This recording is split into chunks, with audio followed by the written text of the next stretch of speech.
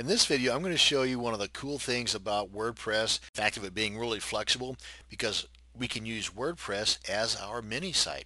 This is the template we were using with the prior video on, on creating a mini site within WordPress where you're incorporating the header, the footer, and the links and all that kind of stuff. Well, this one here, this is the same template, the same sales page, only you would think this is just on its own. But if you look up here at the URL, that is page number 35 of our WordPress blog. How cool is that? Let me show you how we did this. It's really simple. We're going to use a little bit of that code we used in that prior video, this one right here, but all we need this time around is just this, so we can let the WordPress blog know that what we're going to be making is part of the blog. It's a template, and we're going to change the name this time too. So let's go ahead and copy this into our clipboard. Get this guy out of here.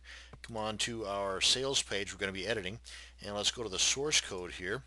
Now this time we're going to use the whole page. We're going to leave the images intact, everything. Simple Simon, you got your sales page. Click, click, bang, we're done. So right up here at the very top, right above doc type, so to get there we just put our cursor right in front, hit enter a couple of times, go right above that, paste that code in here. Go ahead and change the name now before we forget. Not that I would. And then we're going to call it, what are we going to call it? Let's say front page. And again, the name does not matter, obviously, as I showed you in the prior video, but name it something that's specific to that page would be a good idea. Right in here, I'm going to add a link to our blog's home page. And we're going to get the link to our blog's home page like this. Just right click, and I'm using Firefox, so that's how I'm able to do this. The same way in other browsers, just a little bit different. Then left click on copy link location, and then come on back here and then make this text clickable to that particular location on our blog.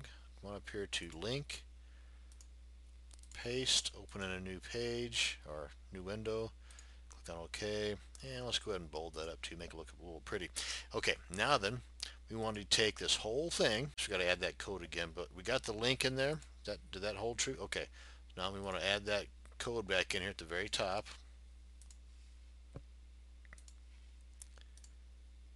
Copy, paste, change the name to whatever you want. Now we're going to right click, left click on select all, right click, copy to our clipboard, and let's get a blank text document up here, right click, paste.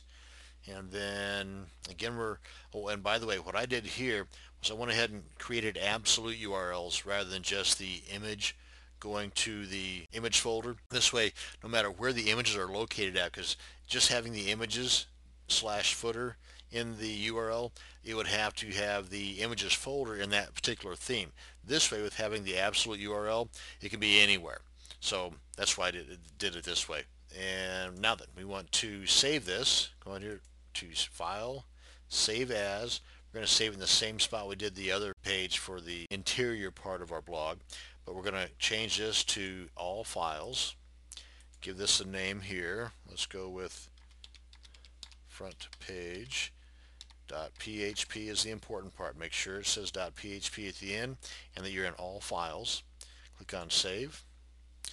Now then we need to navigate to our blog, then go to the theme of the blog we're going to be uploading this page to, and then we upload here, and from this point on it's pretty much the same way as we did with the sales page here.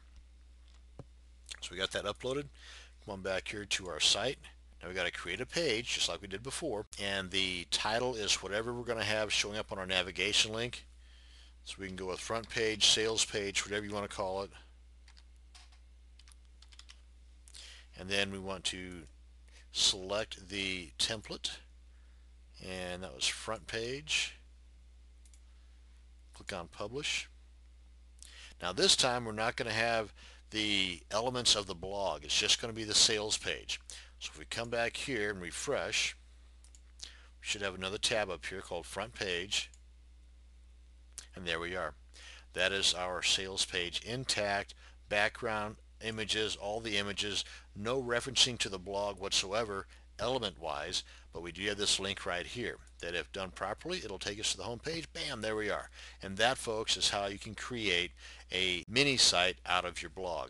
And with that link on the mini site, you're able to still have the use of the blog. And in either case, so you're still going to be benefiting from the WordPress love that Google has and other search engines. So that's one of the main reasons why you would want to do this anyway, is to enjoy the search engine optimization benefits by having your mini site using WordPress format. That's going to bring us to the end of this video. Thank you very much for watching. Have a great day.